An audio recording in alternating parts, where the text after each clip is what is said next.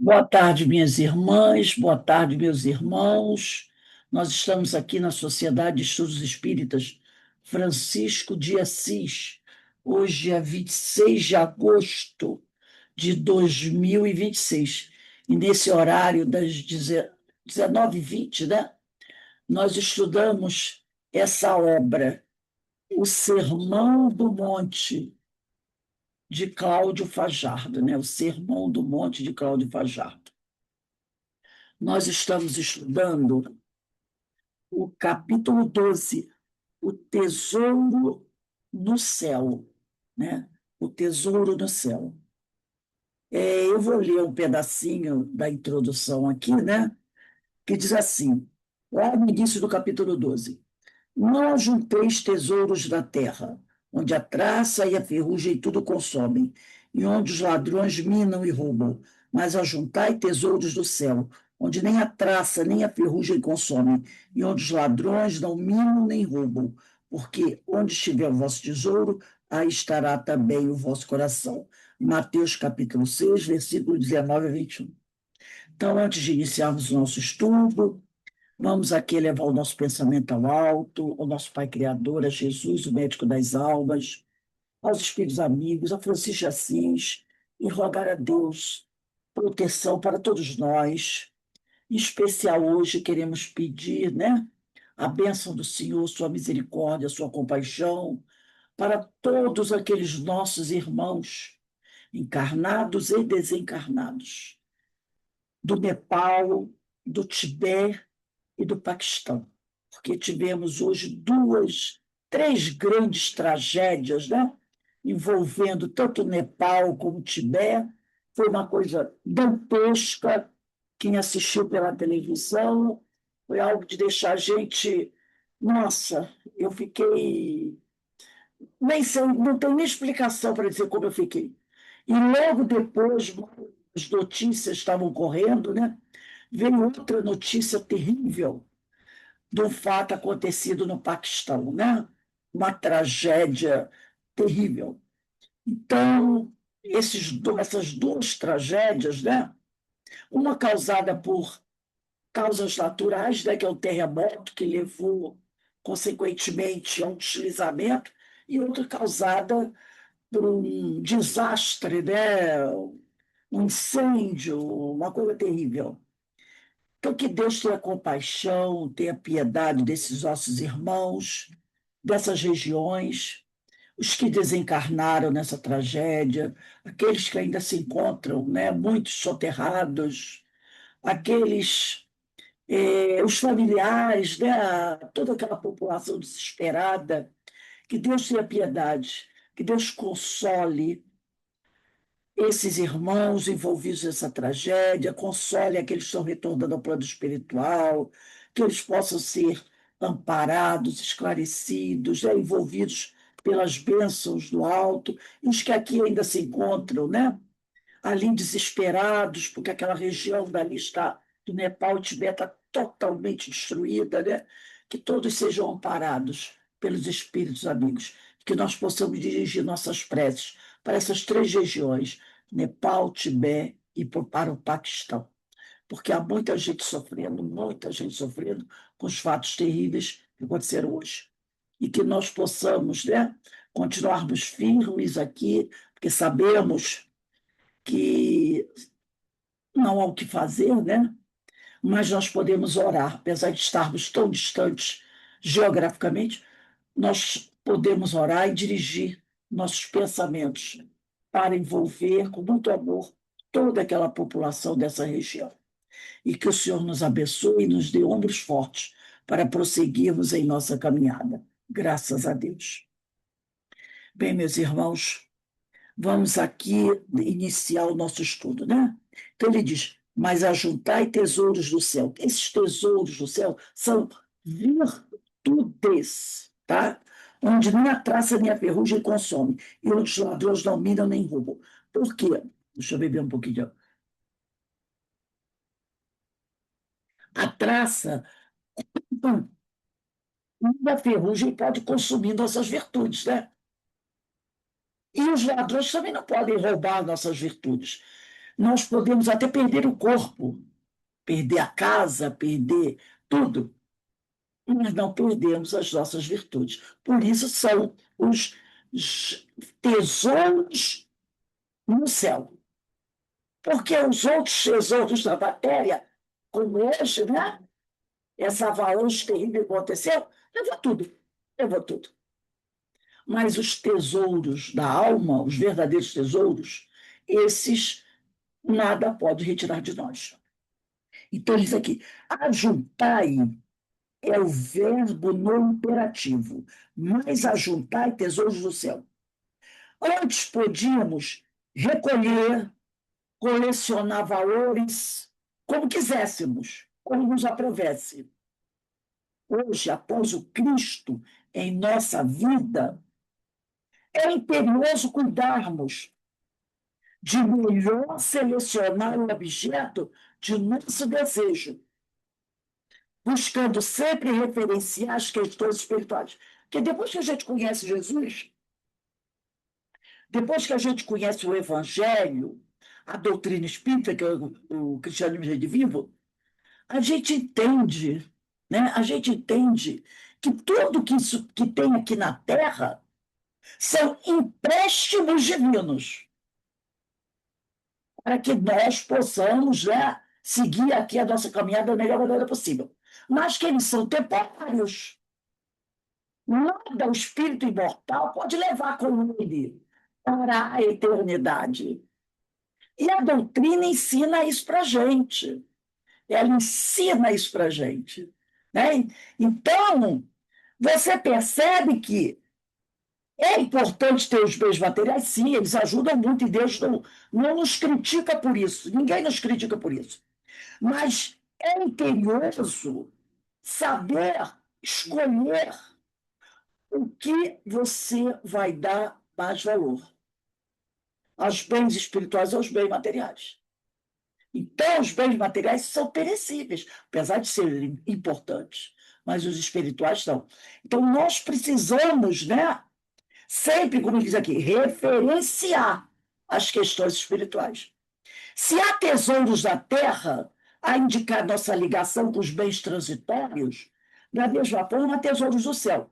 E é para estes, para os tesouros do céu, que ele, o doador da vida em abundância, faz voltar os olhos dos nossos interesses, para que nos liguemos definitivamente na parte essencial da evolução. Então, Jesus chama a nossa atenção para isso. Ele diz: os tesouros materiais são importantes? Claro. A sua casa, né? A sua roupa, tudo isso tem o seu valor. Mas Jesus chama a atenção da gente.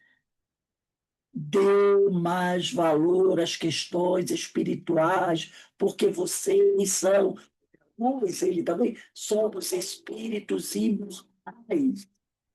E aí ele diz aqui, ele chama tanta atenção que ele só falta desenhar, ou melhor, ele desenha.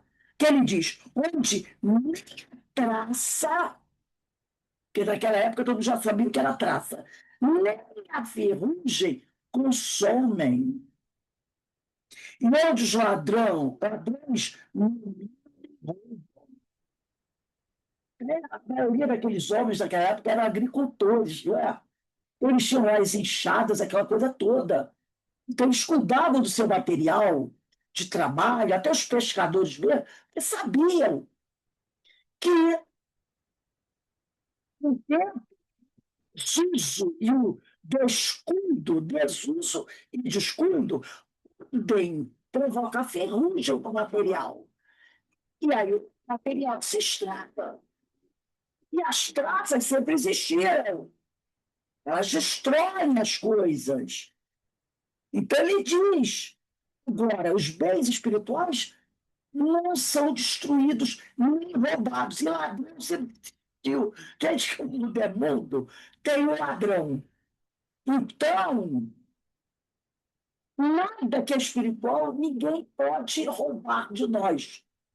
O estudo das questões espirituais, conforme nos propõe a doutrina espírita, leva-nos a uma melhor análise de duas palavras semelhantes: ter e deter, né? Então, a doutrina nos traz uma boa reflexão sobre esses dois verbos, né? Ter e deter. A primeira diz das conquistas definitivas do espírito, aquelas que ninguém pode roubar, tá? Então, essa análise, a primeira análise fala sobre isso, sobre aquilo que ninguém pode roubar. Podemos usar com referência a paciência. Quem pode roubar essa paciência? Depois que você conquistou, que eu acho que essa é uma das virtudes, que você vai, se não for a última, vai ser a penúltima e penúltima, para a gente conquistar. Porque às vezes a gente diz assim, perdi a paciência. Não perdeu, porque você não perde o que você tem. Se você diz que perdeu a paciência, é porque você não tinha paciência. Né? Porque depois que você tem, você conquista a virtude, essa virtude você não perde. O que é conquistado verdadeiramente, você não perde. Se você diz que você perdia, você não tinha. Podemos usar com referência à paciência, compreensão, humildade e muitas outras. Quem tem paciência, quem tem compreensão, quem tem humildade, tem, e não perde. Se diz que perdeu, é porque não tinha. Conforme indica a expressão tesouros do céu. Quando o espírito em evolução as conquistas não as perde jamais. Por isso que às vezes a gente leva uma encarnação inteira para conseguir uma só virtude, uma pelo menos. A gente leva uma reencarnação inteira para conquistar uma virtude. Porque para nós espíritos ainda perfectíveis, para nos dizer inferiores, conquistar uma virtude, ó, é você verte muita água de lágrimas e de suor do esforço. Uma virtude. Uma virtude. Agora, quando você conquista, ela é sua. Aí diz aqui, a segunda referência, os recursos que retemos provisoriamente, né? Como instrumentação didática, a nos levar à conquista dos valores essenciais.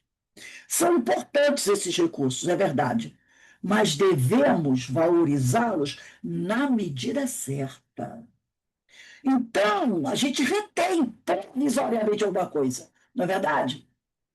Até o corpo é provisório, porque às vezes você, num acidente, numa tragédia como aconteceu hoje, ninguém consegue achar nem teu corpo. Até saiu uma matéria ontem. Sabe aquele negócio lá que houve nos Estados Unidos, das Torres Gêmeas? Ontem, ontem, finalmente, um departamento de ciência lá dos Estados Unidos conseguiu identificar. São quase 25 anos. Eu não me lembro, mas parece que o cara falou. Tem 25 anos que houve aquele acidente das Torres Gêmeas, né? Parece, eu não me lembro bem o ano, mas acho que foi 2001, um negócio assim. Ontem, eles conseguiram identificar um DNA. Foram 25 anos. Normalmente, eles têm encontrado o que no meio daquela confusão? Um pedaço de osso. Um pedaço de osso. Porque às vezes é isso, encontra um pedaço de osso, um dedinho, qualquer coisa assim. Aí começam a trabalhar para tirar o DNA dali. Mas estava tão difícil aquele pedaço que eles encontraram. Eu não sei se foi um pedaço de osso, se foi um pedaço de tecido que foi encontrado. E eles levaram 25 anos. O pedaço de tecido foi encontrado no dia. No que as semanas depois. De repente, é um pedaço de carne, um pedaço de tecido de alguém. E eles guardaram para tentar extrair o DNA dali. Porque muita gente que não encontrou parentes deixou o DNA, né, lá arquivado, para que, caso encontrasse alguma coisa. E depois de 25 anos, através de uma técnica moderna, atual, conseguiram extrair o DNA daquele pedaço, ou de tecido ou de osso. E aí, vendo lá da relação, identificaram quem era a pessoa. Não disseram o nome. Por quê? Ao detectar o DNA daquele material genético, eles foram lá na lista e encontraram parentes, né? De repente, o pai, uma mãe, um irmão, que tinham o mesmo DNA daquele pedaço de tecido, daquele material genético. E aquela pessoa estava na lista. Fulano de tal, meu parente, desapareceu.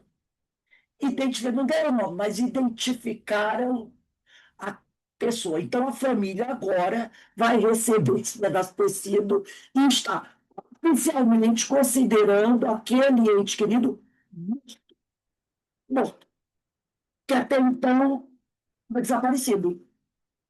Então, diz o cara, bom, é dele. É tão provisório que nem o corpo a família consegue enterrar.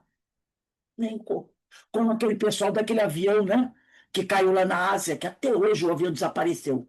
Eles não encontram nada do avião. Nenhum corpo, nada. Aquelas pessoas estão como desaparecidas. Então, até isso é provisório, né? Então, ele diz aqui, a segunda referência, os recursos que temos provisoriamente como instrumentação didática a nos levar à conquista dos valores essenciais. São importantes esses recursos? Sim, mas devemos valorizá-los na medida certa. Tem tanta gente aí que faz um lelê danado para poder cultuar o corpo, né? Cirurgia para cá, botox para lá, estica daqui, estica dali, para dar um valor ao corpo, que de repente qualquer coisinha é frágil, ele se destrói. Então ele diz: vamos valorizar as coisas materiais transitórias na medida certa. Não é tirar o valor dela, elas têm valor, mas na medida certa, na medida correta e com muita prudência. Cuidado, muita prudência. Caso contrário, esses recursos podem ser roubados ou minados pelos ladrões ou consumidos pela ferrugem ou pela traça. Então, muita prudência. Não estamos dizendo que eles não podem ser valorizados. Podem, devem, mas com muita prudência, né? Eu trouxe aqui do nosso livro, O Segredo das Bem-aventuranças, um texto que eu achei muito importante, quando o autor vai falar aqui, é bom, vamos prestar atenção, e ele conta até uma historinha que também é muito interessante. Ele diz assim: um dia deixamos tudo na terra, né?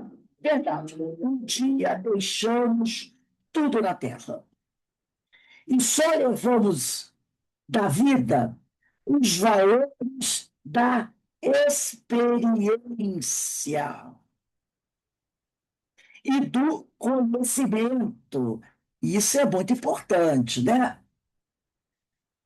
O bem deve ser a meta de todas as criaturas.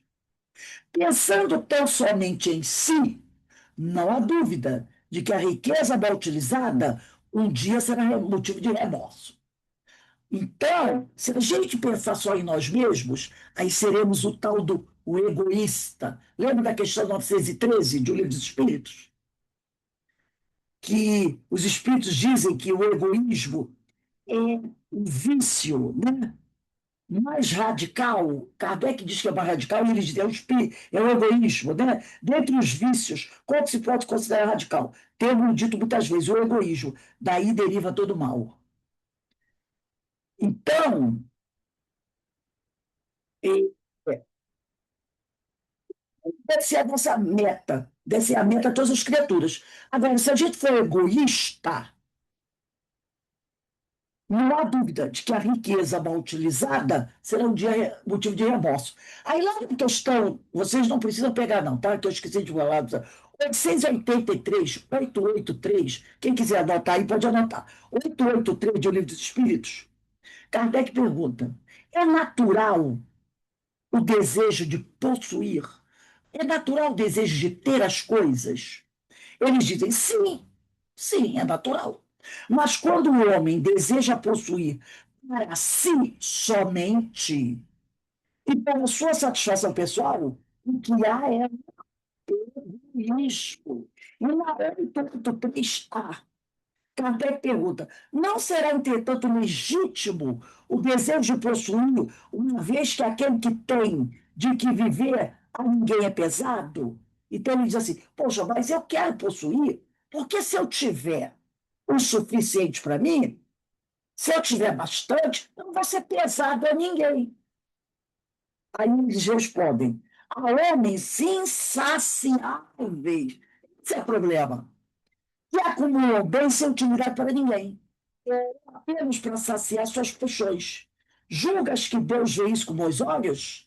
Aquele que, ao contrário, junta pelo trabalho, tendo em vista socorrer os seus semelhantes, além de se sustentar, lógico, e socorrer os seus semelhantes, pratica a lei de amor e caridade. E Deus abençoa o seu trabalho. Então, o desejo de possuir é natural.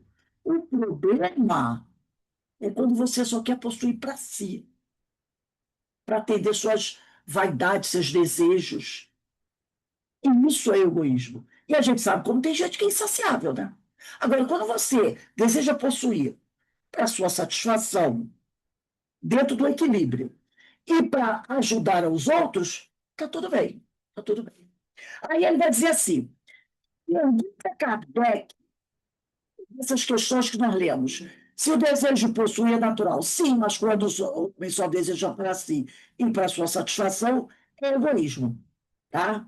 Ora, diz o José Lázaro Boberg agora, o dinheiro é neutro. Tanto constrói escolas, sacia a fome, veste aos que têm frio, como compra drogas que, pela viciação, destrói inúmeras vidas em plena flor da idade. Neste sentido, os que criticam os vencedores, o que lhes parece confiança em Deus é ódio, disfarçado por aqueles que lutam e progridem. Porque tem gente que diz assim: todo homem rico é corrupto.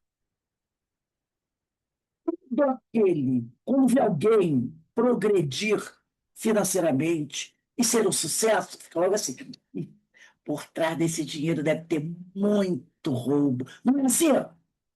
Tem gente que fala isso. É o que ele fala aqui. Muitas vezes as pessoas que criticam aqueles que vencem na vida e conquistam seus bens são pessoas que guardam ódio, inveja. A gente sabe, é claro, que tem muita gente que tem muito dinheiro, que tem muito. E que é corrupta. Mas tem muita gente honesta. Tem muita gente rica, milionária, mas que é honesto, que conquistou aquilo com trabalho, que nunca explorou ninguém, que sempre cuidou bem de seus funcionários, que sempre trabalhou muito e que é merecedor daquilo. Então, mas tem gente que tem inveja porque não conquistou e odeia os vencedores. Daí marginaliza, né? Envenena. Né? Aí eles aqui, isso é ódio disfarçado por aqueles que lutam e progridem. Assim, por não conseguirem assambarcar os recursos financeiros no presente, como muitos conseguem, lançam pensamentos de crítica e rebeldia. Como não conseguem ter sucesso como aquele outro tem, aí eles fazem o quê? Criticam aqueles que conseguiram, aguardando como desforra a passagem daqueles que foram bem-sucedidos materialmente para o mundo espiritual. Lá eles serão verdadeiramente julgados, pensam. Então ele diz assim: é podre de rico. Mas eu tenho certeza que por trás disso há muito roubo. Mas se a lei dos homens nos pegam, quando chegarem na pátria espiritual, Deus não vai perdoá-los. Entendeu? Falo isso, mas por inveja. Por inveja. Pedagógica, aí ele vai contar uma historinha aqui. Pedagógica é a história que ilustra muito bem esse fato. que está sendo comentado. E aí ele dá uma mensagem: não cresçam, não cre essas pessoas, elas não crescem, invejam os vencedores, entendeu? E essas pessoas, elas querem o quê? Roubar o- é, os recursos que detemos provisoriamente, entendeu? Então, essas pessoas invejosas, na verdade, elas querem o quê? Quando vem alguém conquistando alguma coisa, elas querem minar ou roubar aquilo que aquela criatura conquistou provisoriamente naquela encarnação. É isso que elas querem. E aí ele me conta uma historinha, não sei se vocês conhecem, sobre a cobra e o vagalume. Ele diz assim: era uma vez uma cobra que começou a perseguir um vagalume que só vivia para brilhar. Ele fugia rápido, vagalume, com medo da feroz predadora. E a cobra nem pensava em desistir. Fugiu um dia e ela não desistia. 2 dias e nada. No terceiro dia, já sem forças, o vagalume parou e disse à cobra: posso fazer 3 perguntas? Não costuma, aí a cobra falou assim, não costuma abrir precedentes para ninguém. Mas já que eu vou te comer mesmo, pode perguntar. Aí o vagalume perguntou para ela assim: eu pertenço à sua cadeia alimentar? A cobra olhou para o vagalume e disse: não, é realmente não. Um vagalume não está na cadeia alimentar da cobra. Aí o vagalume faz a segunda pergunta: te fiz alguma coisa? E a cobra olha para ele e diz: não. E aí o vagalume faz a terceira pergunta: então por que você quer me comer? A cobra olha para ele e responde: porque não suporto ver você brilhar. Olha que fábula. Porque não suporto ver você brilhar. O vagalume não estava na cadeia alimentar dele. O vagalume nunca tinha feito nada para ele. Mas o brilho do vagalume incomodava a cobra. Então ela queria comer o vagalume porque ela não suportava. O que ela não suportava? Que ela não brilhasse como ele. Não tem gente que é assim, que quer apagar o brilho do outro? Sim, né? E aí ele continua dizendo aqui: pensemos que muitas vezes encontramos companheiros de jornada que, não conseguindo vencer as adversidades, ao invés de continuar lutando, perseverando até o fim, até a consecução dos objetivos, como ensinou Jesus, emitem pensamentos negativos contra aqueles cuja luz resplandece extraordinariamente e fazem tudo em razão de inveja para tentar apagar essa luz, que foi construída com trabalho e perseverança. Aguardar o tesouro do céu sem trabalho, quer dizer, você desejar ter o tesouro do céu sem trabalho na terra é, no mínimo, maluquice. Conquistar o tesouro do céu sem trabalho aqui na terra é, no mínimo, maluquice. Não é pelo fato de simplesmente deixar o corpo físico que o espírito encontrará automaticamente beleza resplandecente. A construção da luz espiritual é algo contínuo, que se processa da interação entre os seres humanos e continua no mundo espiritual. E depois do retorno, e assim sucessivamente, num contínuo infinito. Ainda um outro ângulo a se destacar relativo à construção de riquezas materiais. Muita gente se aflige por inveja, revolta, ambição e desesperança ao ver o sucesso de homens impiedosos e egoístas. Também tem aquela coisa, né? Da revolta quando você sabe que um corrupto, um homem terrível, é poderoso, é milionário. Muita gente se revolta. E da revolta, ambição, desesperança ao ver o sucesso de homens impiedosos e egoístas. Parece à primeira vista que o mal prospera. No entanto, todos que detêm, sem escrúpulo moral, valores transitórios do mundo, devem ser dignos de piedade e não de inveja. A palavra de Jesus é clara: ajuntai tesouros do céu. Isso quer dizer valores íntimos, virtudes. Não é lá em cima, lá em cima, como a gente diz, né? No céu beatífico, mas nos recessos da própria alma. Beleza física, poder temporário, propriedade passageira e fortuna amoedada podem ser simples atributo da máscara humana, que o tempo transforma infatigável.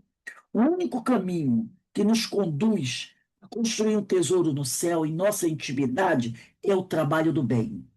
Quem pratica continuamente o bem amontoa esta riqueza no céu interior. Achei fantástico esse texto dele. E aqui eu trouxe para a gente compartilhar um texto. Aqui, deixa eu ver aqui. Pá, pá, pá. Opa, deixa eu abrir ele aqui um instantinho.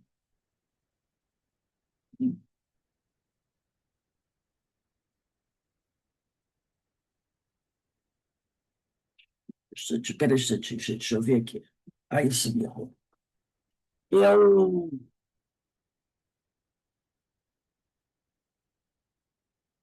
é Fonte Viva, né? Tá no Fonte Viva, no capítulo 177 de Emmanuel, a psicografia de Francisco de Xavier. Vocês estão vendo, né? Riqueza para o céu. Ajuntai tesouros do céu. Mateus capítulo 6 versículo 20. Diz assim Emmanuel: quem se aflige indebitamente ao ver o triunfo e a propriedade de muitos homens impiedosos egoístas, no fundo da mostra de inveja, revolta, ambição e desesperança. É preciso que assim não seja. Afinal, quem pode dizer que retém as vantagens da terra com devido merecimento? Se observamos homens e mulheres despojados de qualquer escrúpulo moral, detendo valores transitórios do mundo, tenhamos, ao revés, pena, piedade deles. A palavra do Cristo é clara e insofismável. Ajuntai tesouros do céu, disse o Senhor. Isso quer dizer, acumulemos valores íntimos para comungar a glória eterna. Efêmera será sempre a galeria de evidência carnal. Beleza física, poder temporário, né? Propriedade passageira e fortuna boedada podem ser simples atributo da máscara humana que o tempo transforma em fatigável. Amealhamos bondade e cultura, compreensão e simpatia. Sem o tesouro da educação pessoal, é inútil a nossa penetração nos céus, porque estaríamos órfãos de sintonia para corresponder aos apelos da vida superior. Eu achei essa frase de Emmanuel fantástica.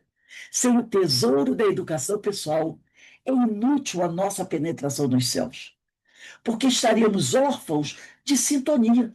Nós não estaríamos em sintonia com aquele padrão evolutivo dessa região superior, né? Não teríamos essa sintonia para corresponder aos apelos da vida superior.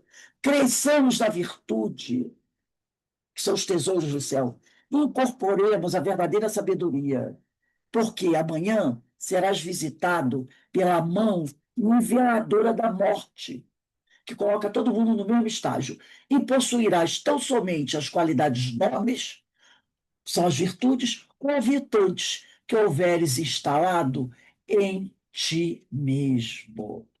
Então, eu achei esse texto do Emmanuel, né, muito adequado. Né?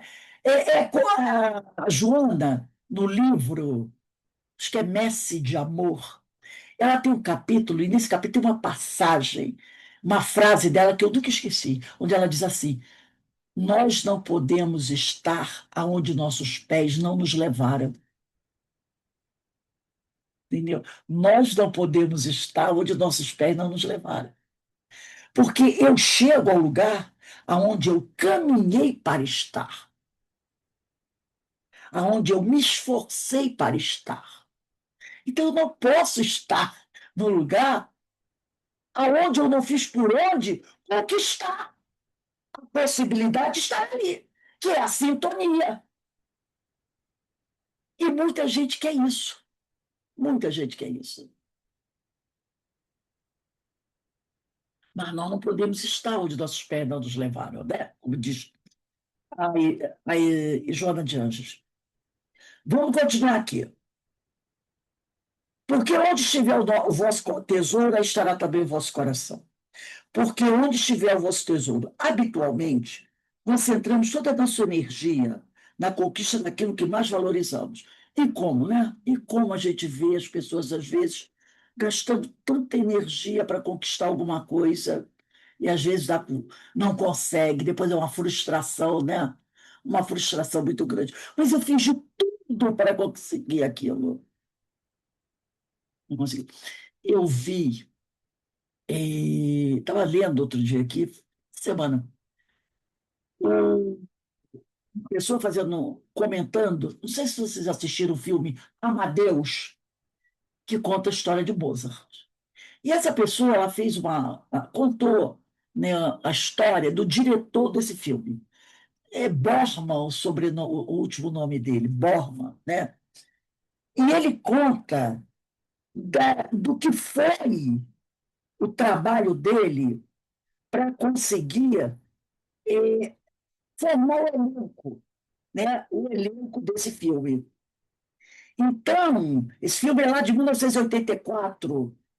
A direção, deixa eu ver aqui, deixa eu ver só o nome do diretor, que é muito interessante ele falando do trabalho do diretor. Diretor de Amadeus, Milos Forman, que é a história de Mozart, né? Então é uma saga para conseguir formar o elenco. Mas ele conta a história de pessoas, de atores que fizeram de tudo para conseguir um papel de um personagem que não é o personagem, não é o personagem que representa Mozart, né? É o personagem de, de Antônio Salieri, que a história conta, a história de Mozart e Salieri, né? Na realidade, dizem que os dois eram grandes amigos, e que o Salieri foi professor de Mozart, foi professor de Beethoven, foi professor de Liszt. Mas no filme ele coloca, o autor a pessoa que escreveu o filme, né? Ele conta como se o Salieri tivesse inveja de Mozart, uma profunda inveja. Mas eles dizem que, na verdade, isso não aconteceu, que eles foram grandes amigos, que Salieri foi um grande compositor. Então, a maioria dos artistas queriam o papel de Salieri, do personagem Salieri, que inclusive o ator ganhou o Oscar. O- o- e ele escolheu para Salieri um ator que, que não era muito conhecido. Inclusive, tem um filme que eu acho que é com o Al Pacino. E o Al Pacino, ele faz o papel de um gangster. E esse ator que faz o papel de Salieri, no filme do Al Pacino, ele era um papel pequeno. Ele tinha um papel pequeno, né? Deixa eu só aqui. Ele tinha um papel pequeno. E ele contracenou com Al Pacino num filme de gangster. Agora, olha só que coisa interessante. Scarface. Esse ator que ganhou o Oscar, que fez Salieri, Ele trabalhou no Scarface e fez um papel secundário. Nesse Scarface, o Al Pacino, ele faz papel do cubano Tony Montana, que assistiu Scarface. E enquanto o F. Murray, ele interpreta um braço direito de um negociador, um papel pequeno. Só que quando abriram para o elenco, formar o elenco de Mozart, diz que o Al Pacino, que já era uma estrela, né? Era uma estrela, diz que ele fez de tudo para conseguir o papel de Cavalieri.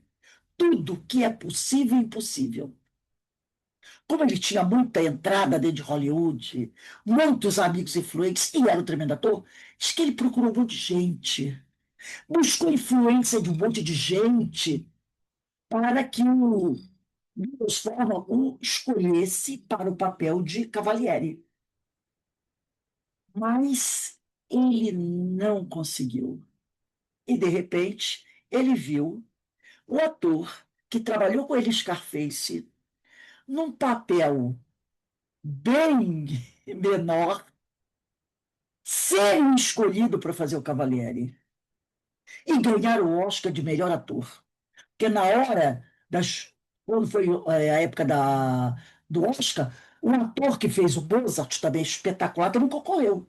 Concorreu o ator que fez o Mozart e concorreu o ator que fez Cavalieri. Dois atores do mesmo filme concorreram ao Oscar. E quem ganhou foi ele, que do Acho Scarface. que o que fez o Cavalieri ganhou como ator coadjuvante, né? Não, melhor ator. Melhor ator. Ele ganhou como melhor ator. Então, o que que aconteceu, né? É, o que eu estava querendo dizer aqui, nesse, aqui, ó, F. Murray, que é o nome dele, Abra F.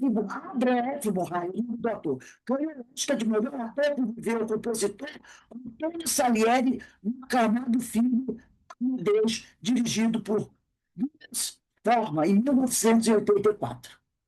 E no Scarface ele fez um papel secundário, um papel pequeno, enquanto o Al Pacino fez o papel principal, Scarface, e fez de tudo para conseguir o papel de Cavalieri do filme Amadeus, e não conseguiu, e ficou altamente frustrado quando viu o colega dele, do Scarface, no papel secundário, ser escolhido para fazer o papel, um dos papéis principais do filme Moça, e ganhar o Oscar.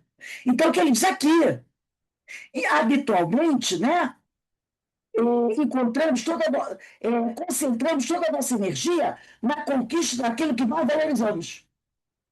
Então, às vezes, você concentra toda a sua energia em alguma coisa que você valoriza muito e acha que não pode passar por aquilo, ficar sem aquilo. Mas, às vezes, você se frustra, como no caso do Al Pacino, porque ele fez de tudo um pouco, para conseguir esse papel. E não conseguiu.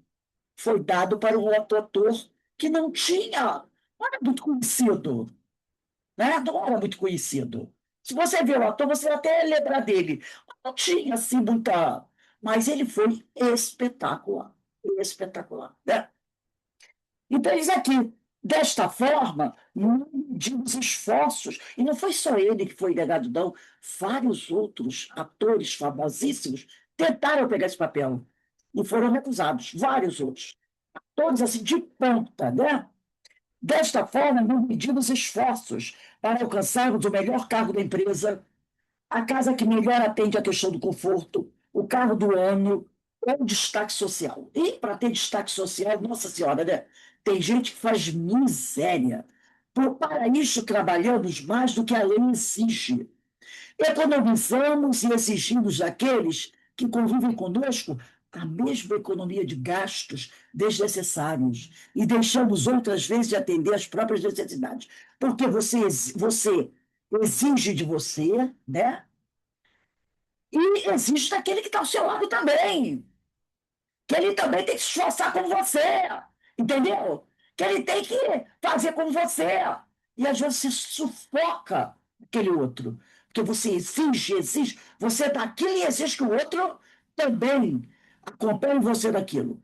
Tudo isso para conquistarmos o que qualificamos de mais importante. Por ser conhecedor da natureza humana e das difíceis consequências desta maneira de ser, que Jesus orienta-nos quanto ao cuidado que devemos ter na eleição do que almejamos. Muitas vezes, seculares lutas terão de ser empreendidas através de muito sofrimento, para que nos desvinculemos de nossas imprevidentes conquistas, porque, como ele mesmo afirmou, tudo que ligares na terra será ligado no céu, e tudo que desligares na terra será desligado no céu. Isso está em Mateus 16, 19. Sabe por quê? Porque às vezes você quer tanto uma coisa, quer tanto uma coisa, quer tanto uma coisa, e aí você conquista aquilo. E depois que você conquista aquilo, você vê que desastre foi o que você conquistou. E aí ele diz aqui, porque às vezes você vai ter que travar seculares lutas através de muito sofrimento para se libertar, se desvincular daquilo que você fez de tudo para conquistar. Porque às vezes você quer muito uma coisa e faz de tudo que você quer para ter, e depois que você vê, você obtém, você vê que aquilo te destruiu. Mas você se comprometeu de tal maneira para ter aquilo que agora você quer se desfazer daquilo. Mas como você vai se desfazer daquilo? Entendeu? Então ele diz que às vezes, ele diz aqui, muitas vezes seculares lutas terão de ser empreendidas através de muito sofrimento, para que nos desvinculemos de nossas imprevidentes conquistas. Porque, como ele mesmo afirmou, tudo que ligares na terra será ligado nos céus. Suas atitudes aqui vão seguir com você quando a gente chegar no plano espiritual. E tudo que desligares na terra estará desligado no céu.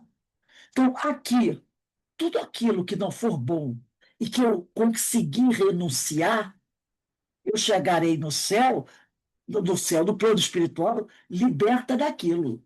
Mas tudo aquilo que eu fiz questão de obter aqui, mesmo que depois eu descobrisse que isso me destruiu e destruiu outros, eu vou levar comigo. E às vezes eu vou levar séculos para me libertar daquilo que eu tanto lutei para conquistar. Por isso ele diz: presta atenção, devemos, com muito cuidado, na eleição do que a gente deseja. Porque tem um ditado que diz: cuidado com o que tu pedes, que tu pode receber. Né? É preciso, desta feita, elevarmos um pouco mais o ângulo de nossa visão, reconhecendo os verdadeiros tesouros a serem conquistados, atendendo ao chamado do apóstolo da gentilidade, quando diz, lá na segunda carta aos Coríntios, capítulo 4, versículo 18: não tentando nós nas coisas que se veem, mas nas que se não veem, porque as que se veem são temporais, e as que se não veem são eternas. Então a gente tem que prestar mais atenção, né, nas coisas que a gente não vê do que nas coisas que vêm. Ele diz, não atentando nós nas coisas que se veem, mas nas que se não veem, porque as que se veem são temporais, e as que não se veem são eternas. Então a gente está muito preocupado em ter aquilo que eu estou vendo, e estou deixando de prestar atenção nas coisas que eu não vejo, que são as virtudes, mas que são eternas. E aí estará também o vosso coração. O coração é o órgão que simboliza o sentimento. Ao dizer aí estará também o vosso coração, Jesus vincula o nosso sentimento àquilo que privilegiamos, como valor dominante na esfera de nossas ambições, né? Somos guiados pelo que sentimos. É através deste sentimento que nos posicionamos em tudo na vida. Se ainda estamos ligados a valores perecíveis, e estamos verdadeiramente, se a mão que move nosso desejo é a do imediatismo, torna-se necessária uma reavaliação, buscando aquele que é a maior expressão do sentimento divino.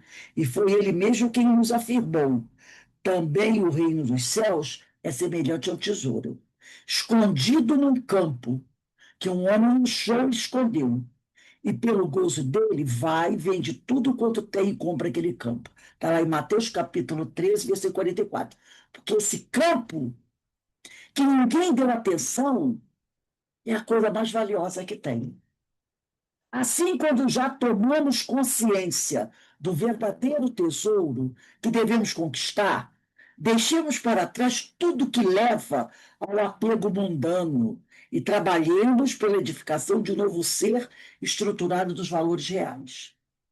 Para a gente encerrar a aula de hoje, próxima semana a gente vai entrar no capítulo 13, tá? O olho bom. O próxima semana, dia 31, né? Então, vou pegar a data aí. Capítulo 13, dia 31/8/26. Eu trouxe um texto aqui do José Lázaro Boberg, O Segredo das Bem-aventuranças, mas que eu não quis ler para vocês, como eu sempre faço. Por isso, eu transformei o texto desse livro, que eu vou ler agora, num PDF, para a gente ler junto. Porque eu achei esse texto que ele colocou aqui, o José Lázaro Boberg, nesse livro, tão importante, mas tão importante, que eu disse assim: não, eu quero colocar no PDF para a gente ler e refletir devagar sobre esse texto. Deixa eu compartilhar aqui. Deixa eu ver aqui. Rose, a próxima aula é dia 2, dia 2 de setembro. Verdade. E depois eu vou ter que botar no outro livro também. Eu estou aqui crente que é dia 2, né? Quarta-feira, era segunda-feira, é 2/9. É verdade. E eu vou ter que consertar algumas coisinhas aqui. 2/9/26, né? Ainda bem que a Carmen me lembrou. É atrasada no calendário. Deixa eu pegar aqui. Ó. Aqui. Vocês estão vendo o texto? Carmen, só me diz aí se estão vendo. Sim, Rose, estamos vendo, sim. Então, Estou vendo. eu vou pedir para vocês prestarem bastante atenção nesse texto, gente. Presta bem atenção nesse texto. O livro O Segredo das Bem-aventuranças, que vocês já conhecem, do José Lázaro Boberg, do capítulo 5. Item 5.3. Porque onde estiver o vosso tesouro, aí também estará o vosso coração. Mateus 6:21. A mente criadora, eu trouxe trechos desse ponto 5.3. A mente criadora universal age sempre em consonância com o que cria a mente humana. Então, ele está dizendo que a mente criadora universal age sempre em consonância, em acordo, em sintonia com o que cria a mente humana. A prosperidade está à nossa disposição. Basta que imaginemos mentalmente uma determinada ideia e trabalhemos para a sua concepção. Está lá no livro A Gênese, que a gente já cansou de ler, de Allan Kardec, no capítulo 14, item 14, se eu não me engano, no segundo parágrafo, né? Basta o espírito pensar e ele cria. Deixe de lado a ideia preconcebida de que não somos merecedores.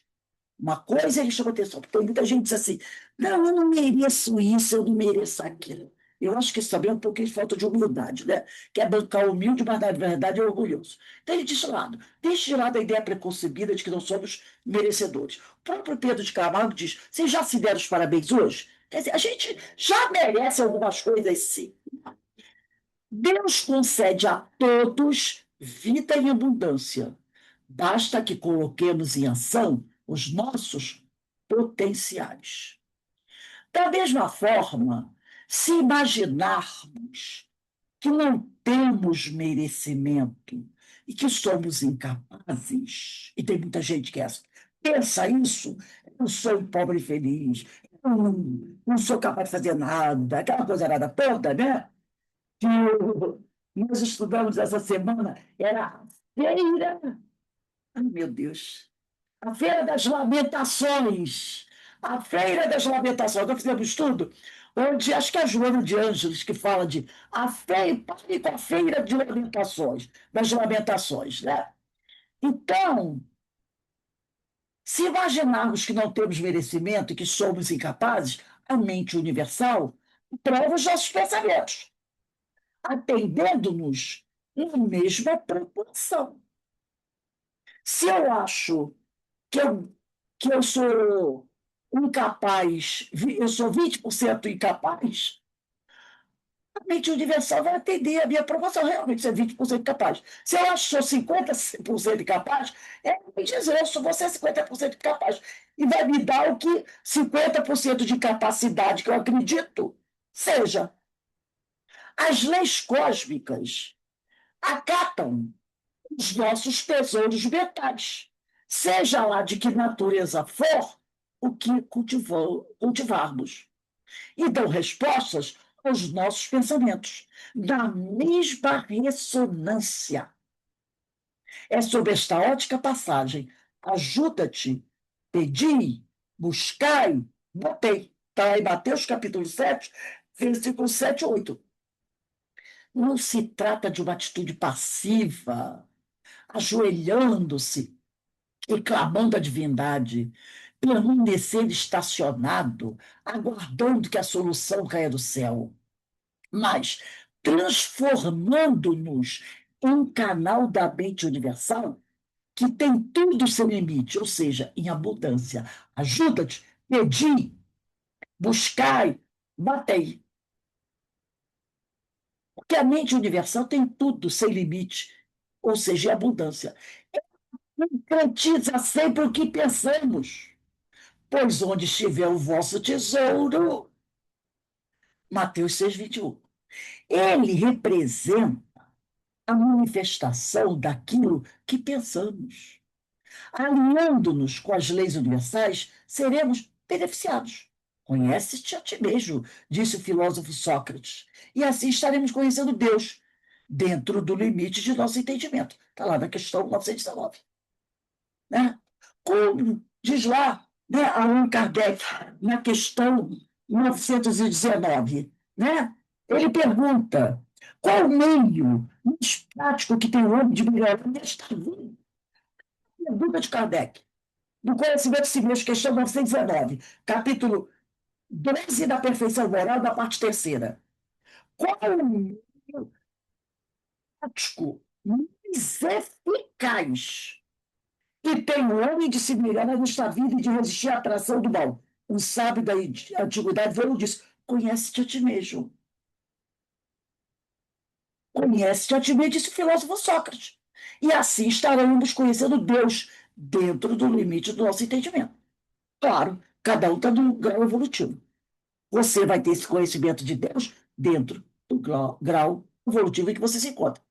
Se sabemos que a mente universal opera de acordo com os tesouros que a mente cria, olha só, se sabemos que a mente universal opera, age de acordo com os tesouros que a mente cria, basta o espírito pensar e ele cria. A Gênesis capítulo 14, item 14, dos fluidos, né? Precisamos nos preocupar com o risco de criarmos imagens mentais negativas, porque elas, com o tempo, acabam se cristalizando. Por isso que o nosso irmão Cláudio Fajardo, aqui no livro Sermão do Monte, disse, eu até sublinhei isso de amarelo, seria bom vocês fazerem isso também. Muitas vezes, seculares lutas terão de ser empreendidas através de muito sofrimento, para que nos desvinculemos de nossas imprevidentes conquistas, porque, como ele mesmo afirmou, O mestre afirmou: tudo que ligares na terra será ligado nos céus, e tudo que desligares da terra será desligado dos céus. Então, ele diz aqui: se sabemos que a mente universal opera de acordo com os tesouros que a mente cria, que mente? A minha. Precisamos nos preocupar com o risco de criarmos imagens mentais negativas, porque elas, com o tempo, acabam se cristalizando e eu posso levar, sofrer séculos de lutas, de sofrimento, para poder desfazer essas imagens que estão o quê? Cristalizadas. Se a mente focaliza naquilo que se quer, a mente do universo atende, e o que se manifestará é exatamente o que pensamos. A fonte universal manifesta o que sentimos, tá? Refletimos como espelhos aquilo que nós mesmos emitimos. E aí eu vou pegar aqui o livro Pensamento e Vida, né? De Chico, no capítulo 1, onde Chico, Emmanuel diz assim, capítulo 1 é o espelho da vida. Lá no parágrafo 14 a 16, Emmanuel diz assim, é capítulo 1, Pensamento e Vida. Respiramos no mundo das imagens que projetamos e recebemos. Por elas, estacionamos sob a fascinação dos elementos que provisoriamente nos escravizam, porque tudo é provisório, tudo é transitório.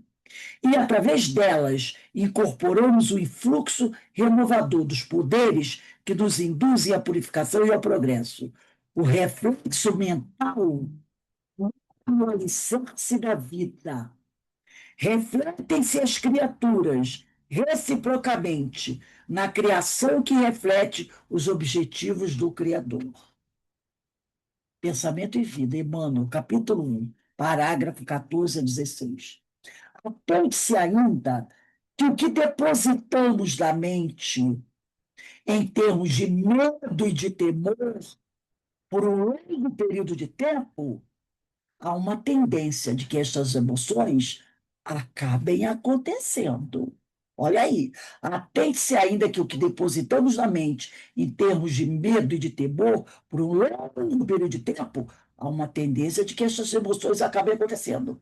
Aquilo que temo me sobrevém e o que receio me acontece. Está no livro de Jó, no Antigo Testamento. Livro de Jó, no Antigo Testamento, capítulo 3, versículos 25 e 26. Então, Jó já dizia isso, uns 700 anos antes de Jesus. Aquilo que temo me sobrevém, e o que receio me acontece. Se recearmos malograr, quer dizer, fracassar diante de uma situação, e não temos isto do pensamento, será criada uma condição mental de malogro, de fracasso. O que tememos, irremediavelmente atraímos. Viu que texto, gente? Maravilhoso, Rose. Posta Achei para gente no grupo. tá. O que tememos, irremediavelmente atraímos.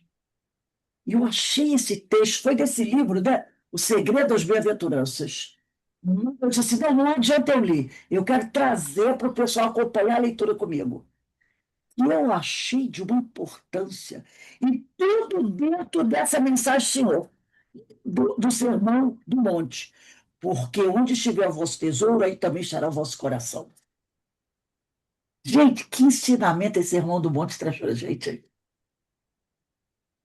Quando eu comecei a estudar esse... Rose, Oi, eu fale. anotei aqui o trechinho dele, né, que ele colocou aí nesse PDF.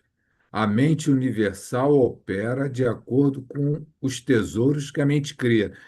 Quando a gente cria uma autoimagem de nós mesmos, e se for uma autoimagem negativa, vai se realizar, Ela vai porque acreditar. a mente universal vai aceitar o que eu estou acatando.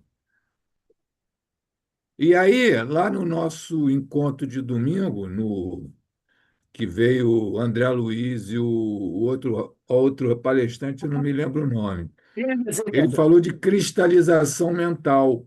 Quando você cristaliza em você uma autoimagem, aquilo ali fica. Exato. Ele falou que é dissonância cognitiva, a cristalização. Dissonância cognitiva. Eu anotei aqui, achei tão importante. Dissonância cognitiva, a cristalização. Aí, nesse texto que você trouxe, continua: a força universal manifesta o que sentimos. Se eu sinto medo, se eu sinto raiva, se eu sinto insegurança, eu vou manifestar isso tudo. Então, tudo é de acordo com o teu padrão. Eu tenho um livro aqui, Você é um Placebo. O autor é Joe Dispenza. Ele se autocurou com o poder da mente dele, de um Exato. acidente que ele sofreu. Ele conseguiu regenerar o corpo dele com o poder da mente dele. Então, a gente tem um tesouro na mão que a gente não tem ideia. E tudo passa por esse processo de você construir em si mesmo uma imagem. Você quer se curar de algo? Imagina você já curado, não é, eu vou conseguir. Não, você já está. O que é que precisa? Você tem que jogar na tua tela mental aquilo, e aquilo vai se manifestar. Exatamente. É isso que ele fala. Por isso que Deus falou, onde estiver, né? Onde estiver o vosso tesouro, aí estará o vosso coração. É você que decide. Por isso que o Cláudio Fajardo falou, toma cuidado com o que você pensa, toma cuidado com o que você deseja. Não é aquela coisa, eu pensei nisso, não, mas aquilo que você fica ali, ó, batendo na sua mente. Você cristaliza. Por isso que no livro A Gênese, capítulo 14, tem 14, o segundo parágrafo, eu nunca esqueci. Está lá. Basta o espírito pensar e ele cria. E cria Verdade. e projeta no estado. É Ô, uma Rose, vamos pensar uma coisa simplérrima. Eu tenho uma dívida. Aí eu só penso na carência. Eu estou na dívida, eu não tenho dinheiro, eu não tenho dinheiro, essa dívida está aumentando, eu não tenho. A dívida vai cada vez piorar, porque você não está jogando para o mental, para o universo, a abundância, você está colocando a carência. E exata. essa dívida não vai se transformar porque você está focado no negativo. E ele fala aqui que a mídia universal ela oferece abundância. Abundância. Mas nós focamos o quê? No negativo. É no negativo, né? Então, não vai dar certo. Você está indo contra o conteúdo, jogando por mais, e você está navegando contra. É claro que você vai se arrebentar. E a gente faz muito disso, gente. Eu me lembro do último encontro nosso, acho que foi o último encontro, não sei se foi Livro dos Espíritos ou o Sermão do Monte, que você falou do teu vizinho, acho que foi Livro dos Espíritos. E aí você inverteu a lógica. Em vez de você vibrar na reação da raiva de resistir a ele, você inverteu e passou a trabalhar no teu mental o amor, o perdão, a reconciliação. Mentalmente, levou tempo, levou, mas reverteu. Se você se mantivesse naquela postura de reagir àquilo que ele emanava, você ia estar naquele labirinto junto. Junto com ele. Então, as coisas acontecem. É que as pessoas muitas vezes querem a coisa na hora. Dependendo da situação, é trabalhoso. Como diz Joana, que a pessoa diz, isso é muito difícil. Aí ela no livro ela diz, não é difícil, é trabalhoso. Mas você chega lá. Nós já tivemos inúmeras, gente, eu já tive inúmeras provas disso. Inúmeras. E O Carl Jung, ele tem um pensamento do poder da imaginação, que hoje muitos correntes colocam como introvisão, ou seja, a imaginação que a gente tem, que é um recurso nosso, ela cria de forma esplendorosa aquilo que você quer. Então, a imaginação tem um poder, porque tu joga para a mente universal algo e você coloca, através da imaginação, a construção daquela imagem que você quer. eu vou contar uma história para vocês. Essa foi uma das coisas que ficou muito marcada para mim. Eu sempre fui muito apaixonada por tudo que eu faço. Nossa Senhora. Sempre, em tudo. Eu tenho um defeito. Eu não sei entrar em nada devagarzinho. Eu entro e mergulho de cabeça. Eu sempre fui assim. Não sei chegar devagarzinho, de mansinho. Eu peço até meio educado. Em tudo na minha vida, eu botei paixão. E eu mergulho de cabeça em tudo. Em tudo eu mergulho de cabeça, né? Algumas vezes deu certo, outras vezes não. Então, quando eu entrei na casa espírita, né, eu comecei, logo do segundo ano que eu estava na casa espírita, eu já estava coordenando o curso, depois eu peguei a direção do Encontro de Jesus, e fiquei no Encontro de Jesus, dirigindo o Encontro de Jesus com mira dos 15 anos, mais ou menos. Eu coordenei o Encontro de Jesus. Depois eu coordenei um monte de... O primeiro contato meu com o CEOI foi um encontro de Jesus que eu fiz lá naquela escola que vocês fizeram lá na Rodrigues Calda, acho que Bambolim.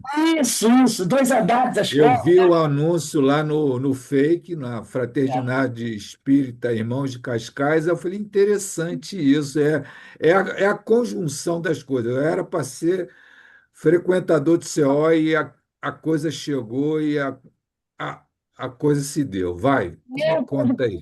aquilo, né? Eu coordenava aquilo com uma paixão, sempre. Eu nunca. Uma coisa que eu dizia sempre, assim, eu nunca gostei de qualquer coisinha. Comigo, qualquer coisinha não entra, não rola. Tem que, entendeu? Tem que fazer para brilhar. Qualquer coisinha, ainda mais quando era para Jesus, eu vou fazer. Vou fazer qualquer coisinha para Jesus. Se você fosse muito estúpido, até pensa nessa coisa. Eu vou fazer o máximo que eu puder. Né? De repente, o máximo que eu posso, o outro pode fazer muito melhor, mas eu vou tentar fazer o máximo que eu puder. Naquela época, eu estava passando por uma situação, né? Já vinha passando por uma série de situações financeiras muito difíceis, casamento, vida. Eu estou aqui me abrindo falando com vocês. Muito difícil, muito difícil, muito difícil. Mas eu estava lá, trabalhando na Casa Espírita, coordenando curso, coordenando encontro, coordenando isso aqui. Nesse período do Encontro de Jesus, eu estava praticamente perdendo meu apartamento. Tipo assim, Caixa ia tomar o meu apartamento, porque infelizmente houve problemas lá na minha vida, né, no meu relacionamento lá, e o apartamento não se pagou. E na véspera, na semana do Encontro de Jesus, eu estava na minha casa, já estava separada, né? Com meus dois filhos, crianças pequenas, Pedrinho e Carolina, quem bate na minha porta? Oficial de justiça, entregando a carta de que o meu apartamento ia a leilão. Imagina, meu estado. Foi numa quarta ou quinta-feira. Era uma quarta, terça para quarta-feira. Imediatamente, eu liguei para o companheiro, né, que namorava mais, e pedi que ele viesse. Ele veio, entreguei a carta a ele e disse assim: ó, tem que ir lá, vai você. Porque na época eu fiquei assim tão nervosa que eu disse: eu não vou ter nem condições de ir. Vai você, resolve isso. O oficial de justiça entrou na minha casa, sentou, e conversou comigo, e eu contei a história para ele, contei a história para ele, que eu não tinha culpa daquilo, mas ele falou, ele ficou com pena de mim, né? Ficou com pena mesmo. Eu vi o homem ficou condoído. Falou, minha senhora, olha, a senhora manda lá o seu marido na caixa, conversar direitinho, ver o que pode fazer. O homem saiu condoído. Aí eu chamei, ele veio, entreguei para ele o documento. Se era na sexta-feira, enquanto Jesus era no domingo. Foi, foi antes? Não. Peraí, deixa eu só me lembrar. Quando ele foi lá, se foi antes ou foi depois? Não, foi depois. Ele foi na segunda-feira. O encontro de Jesus foi no domingo. E eu recebi a carta, o homem teve na minha casa da quinta ou sexta-feira. Aí eu falei com ele, ele só podia ir na Caixa Econômica segunda ou terça. Eu disse, então você vai. Veio o encontro de Jesus. O que que eu podia fazer? Não podia fazer nada. Fui para o encontro de Jesus, que eu acho que foi esse do Bambolim, ali perto da estrada do Rio Grande, né? E participei. Eu comandava, eu era parte doutrinária. O Bira coordenava a parte de organização e eu era doutrinária. Formei as equipes daquela. Fui lá e participei, fiz um encontro, trabalhei. Foi maravilhoso no final. Fui para minha casa, fui para casa, tudo bem. Quando chegou na terça-feira, ele foi lá. Foi lá na caixa. No horário, ele passou na minha casa, vim pegar os documentos, vou lá. Eu digo, vai. Foi. Não deu uma hora, ele voltou. Tocou a campainha, eu olhei, era ele. Aí eu pensei, ai, meu Deus. Quando ele abriu a porta, ele encostou na porta assim, no beiral da porta. Olhou para mim, eu olhei para ele, não perguntei nada, né? Só esperando. Ele falou assim: Você tem muita fé em Deus, não tem? Falei: Tenho. Você tem muita fé em Jesus, não tem? Eu disse: Tem. Ele: Toma, o apartamento está quitado. Eu fiquei gelada. Como quitado? Ele disse assim: Eu entrei na Caixa Econômica, fui na mesa de recepção, mostrei um papel para a mulher. A mulher olhou para ele e disse assim: Ele disse assim, a mulher simplesmente olhou para ele e disse assim: O senhor vai lá naquela mesa. Ele foi na tal mesa, a mulher olhou para ele e disse assim: O senhor vai lá naquele balcão. Aí ele foi lá no balcão. Chegou no balcão, o homem falou para ele assim: Seu apartamento é para leilão. Mas não vai, não. O senhor quita o apartamento com o fundo de garantia. Quita tudo. E não vai mais a leilão. Ele quitou, pegou o papel, voltou para casa. E o Sérgio Justiça falou para mim: Minha senhora, eu sinto lhe dizer, mas não tem mais jeito. Não tem mais jeito. Está no último estágio, não tem mais jeito. Não tinha mais jeito. Era o último estágio aquele. Não tinha mais jeito. Ele disse assim, ele falou assim, eu não sei o que aconteceu. Eu entrei, parece que o pessoal que me atendeu, estava todo mundo, sabe, teleguiado. Vai ali, vai ali, vai ali. A mulher foi, pá, pá, pá, pá, pá, pá, pegou os documentos dele, pá, pá, pá, pá, devolveu para ele, foi embora. Entendeu? Aí depois eu conversei com o Bira, contei para o Bira Rose, você sabe o que foi isso? Eu disse, aí ele falou assim, eu vou usar a palavra que ele usou. Tá? Não é que eu me sinta vaidosa por isso, mas foi a palavra que o Bira falou. Isso se chama merecimento. O apartamento está com você porque você merece estar com o apartamento. E naquele momento foi o que o José Lázaro, ele falou ali, né? Você tem que acreditar que você tem merecimento. Entendeu? E eu acredito que eu tive merecimento. Porque toda aquela minha dedicação, e eu tenho isso até hoje, tudo que é para eu faço dando o melhor de mim, que não é o melhor, deve ser 40%, mas é o que eu posso nesse grau evolutivo fazer. Então, eu acredito que eu tenho algum merecimento, apesar de ser uma pessoa muito imperfeita. E nesse momento, Jesus, entendeu? E eu estou, meu apartamento está lá até hoje. Já foram passados 20 e poucos anos. Então, eu sempre tive isso comigo. Eu sempre, tudo na minha vida que aconteceu na minha vida, tudo, eu sempre projetei para cima, pensava para cima. Às vezes as coisas aconteciam rápido, às vezes levava anos, como outras coisas também. Anos para ser resolvido.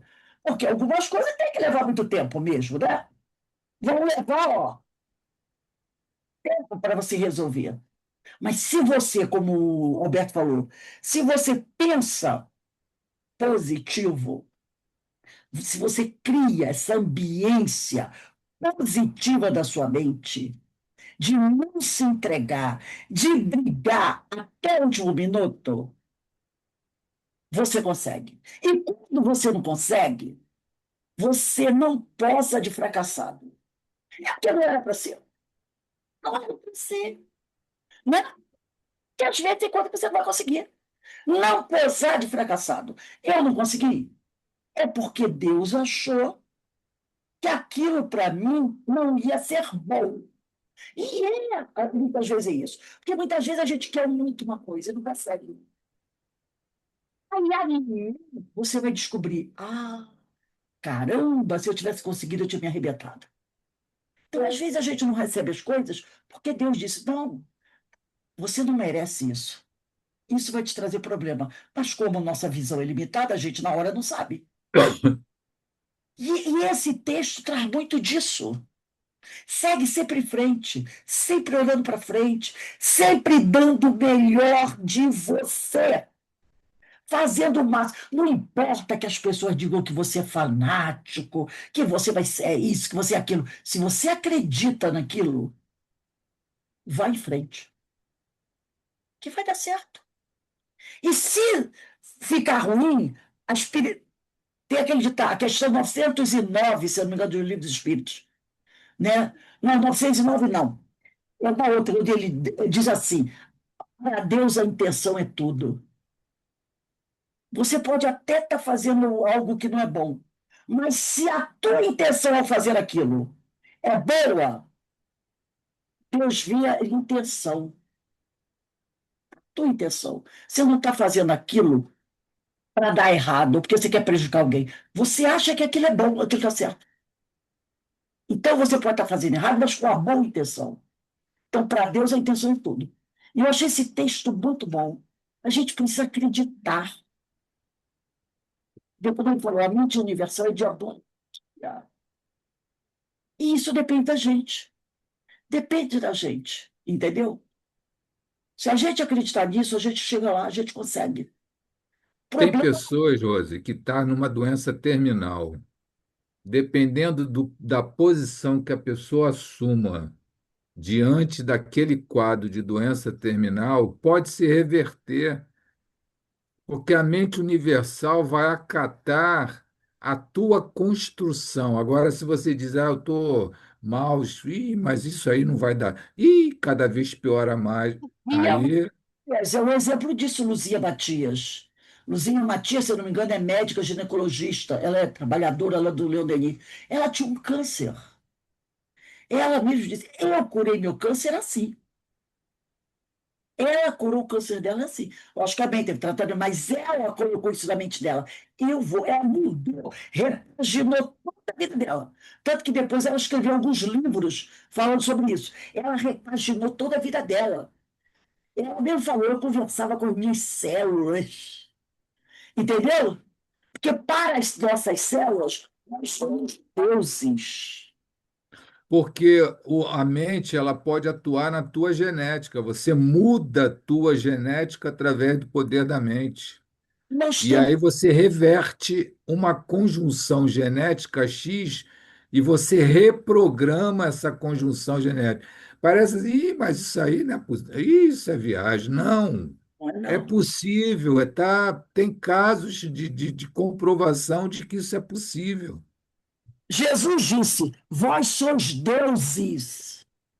Nós temos um poder na nossa mente que nós não conhecemos, que nós não E acreditamos. quando, e quando Jesus diz, se os seus olhos forem bons, seu corpo vai ter luz. Os teus olhos ser bom é esse olho positivo. O teu corpo vai ser de luz nessa construção de luz. Agora, se você for para a construção das trevas, da negatividade, Você recebe aquilo que você acredita, que você cria. Né? porque está o sentimento junto, você cria um sentimento de negatividade que aquilo ali vai ser construído. Exatamente. Bem, meus irmãos, vamos encerrando aqui o nosso estudo. Foi muito bom, né? Essa página, depois eu vou mandar para vocês essa página que eu achei muito bom. Muito boa mesmo. Que Deus nos abençoe, que Deus nos fortaleça, que a gente prossiga assim, pensando positivamente, seguindo o exemplo de Jesus, acreditando nessa força maior, nessa mente universal, porque nós somos espíritos imortais. E um dia seremos Cristos. né? Então, vamos acreditar, vamos seguir em frente. Que o Senhor nos abençoe sempre. Graças a Deus. Graças a Deus.